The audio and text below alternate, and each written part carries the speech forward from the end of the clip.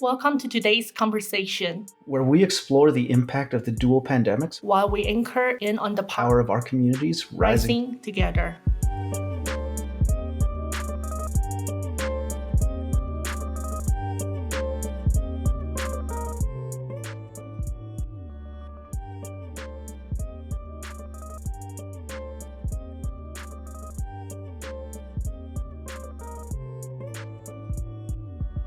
My name's Juan Franco. For the majority of the pandemic, I lived right outside of Denver, and I was working first as just a crew member at, but then I became a service manager. My name's Ching, Hsia.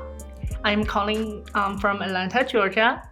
I work at my family's restaurant called Ching Chinese restaurant on Beaufort Highway. Basically, the manager, server, cashier, everything. I'd say the biggest way that COVID-19 affected me in my work is that it really forced me to sort of weigh the benefits of my job and working against the risks that I had for being exposed to COVID-19. Not only for my work, but for everywhere, for businesses around everywhere. No one was prepared for COVID, even though we have heard about it on the news. Is the United States going to be affected by it? And a lot of times when we were making those decisions, it also came down that it fell on me and my coworkers to enforce policy and mandates, the mask mandates, stuff like that. And we were often the ones that were receiving the abuse for it. Even putting aside our personal opinions on those mandates, we had to enforce them because of company policy, because of local regulation. And, people that got upset about it were yelling at us instead of, government officials or other representatives. And so a lot of times I was stuck having to choose between my own principles as a public health student and my job. I was actually nervous because for 30 years in the restaurant business, we have never closed our dining room. So as time goes on, even for about a week or so, I noticed that our sales was nothing compared to before. And it was like a ticking time bomb.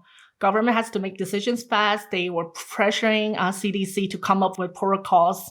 It was hard to follow, like, what kind of regulations are we doing? And I was talking to my mom. I was like, if this continues on, I'm really worried that our restaurant is going to be closed. How long is this COVID going to last? In my experience, the definition of essential worker almost feels like a juxtaposition because for our work being called essential, we were maintaining food. I know that a lot of other sort of agricultural jobs, these were considered essential because it was what was needed to keep food flowing through the US. But at the same time, we were treated very poorly by the general public, and we were the first ones put at risk. People who doesn't have that choice to or work that allows them to work from home, they have to risk their health while they also at the same time risk the health of their family too.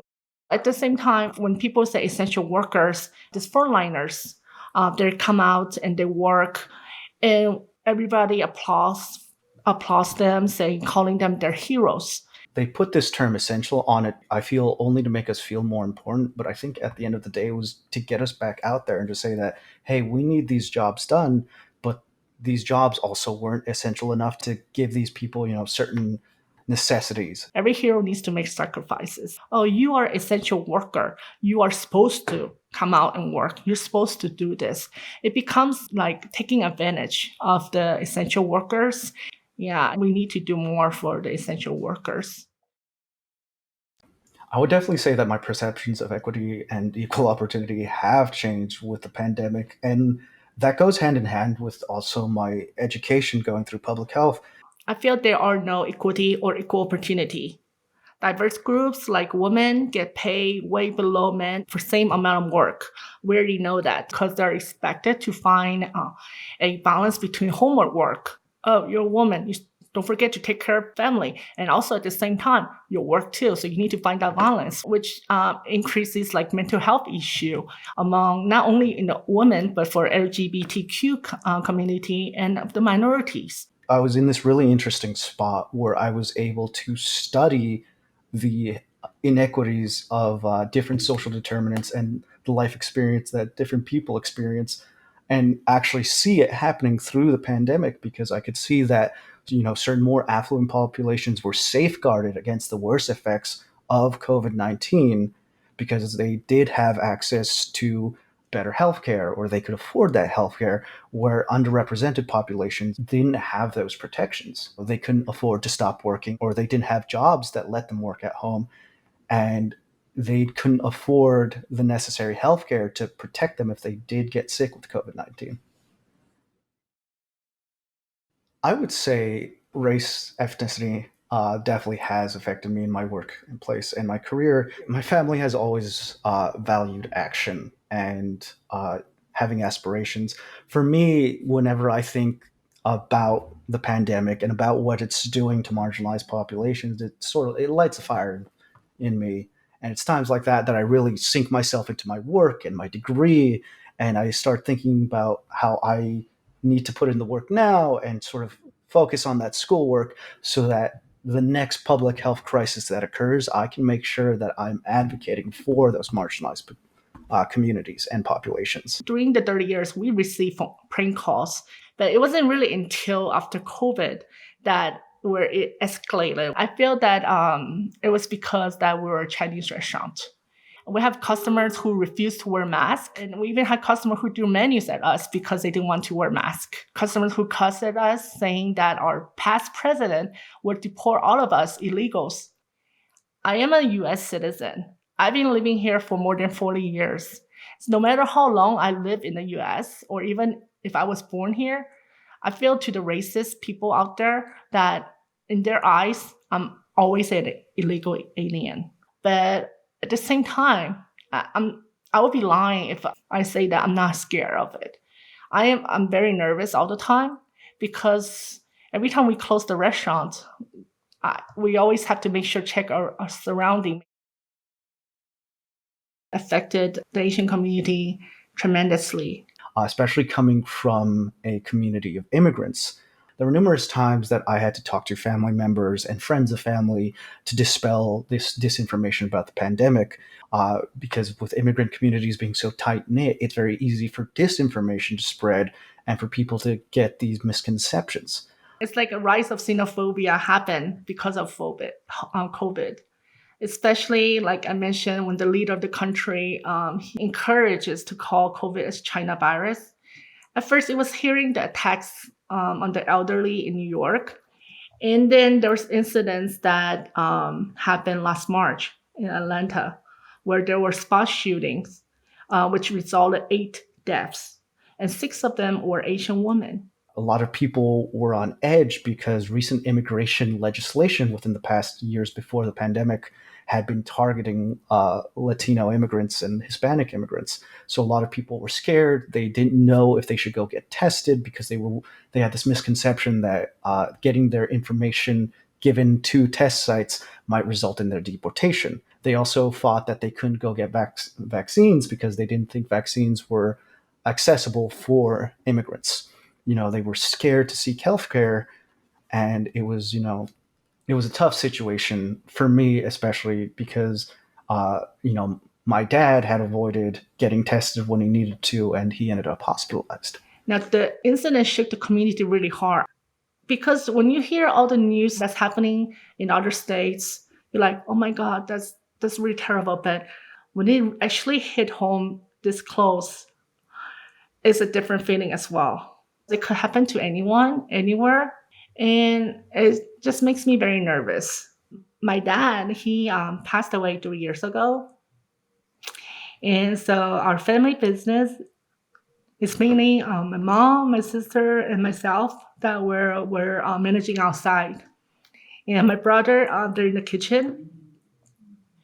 And when I hear about the news like this, it kind of scares me because especially working a late night, um, I feel like even though we're women and we might look strong, but there's still that fear and the nervousness. But at the same time, we still have a business to run. So I feel that um, with this tragic incident that happened at the spa shooting, it also awakens part of me saying that we cannot stay quiet. Good thing that happened was that the unity of the Asian American communities, and they rise and they're standing up and they have rallies saying that, you know what, stop Asian hate. We're not going to take this anymore. We're not to blame. We're human just like you and me. Stop telling us to go back to our country. We're here to stay. This is our home. This is our country.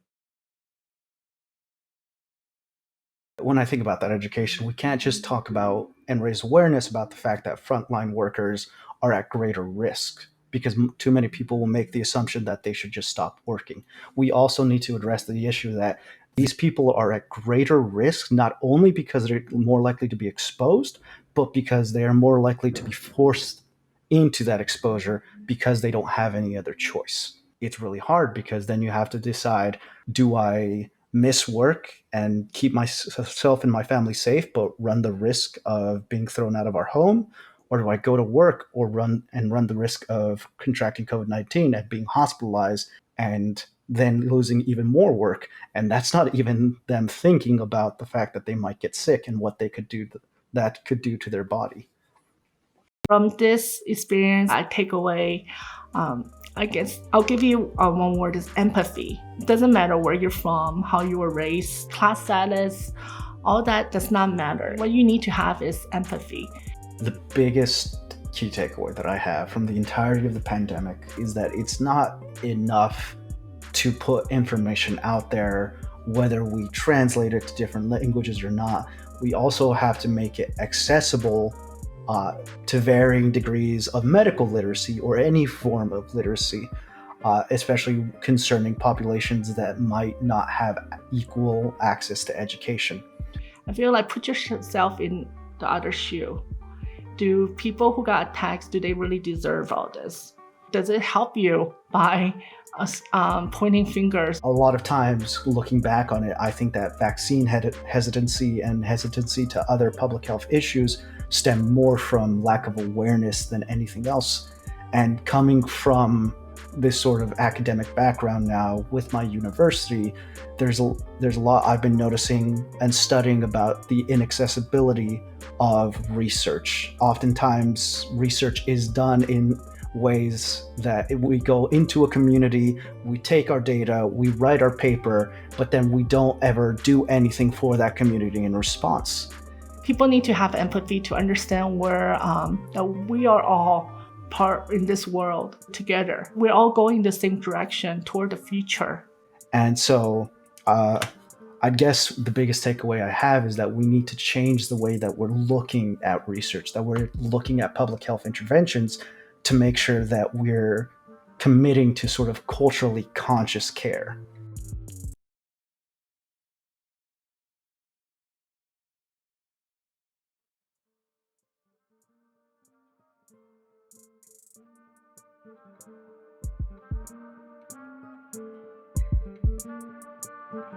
I believe that when we rise together, we will build a better future, not only for us, but for our next generation. I believe that when we rise together, we will create a world where the resources that everyone needs to live a happy and healthy life will be available to everyone without barriers. I would like to leave you with this saying in Chinese, 团结一致，力量无穷, meaning unity with infinite strength. So everybody come together. There's nothing that can break us. Thank you. 谢谢。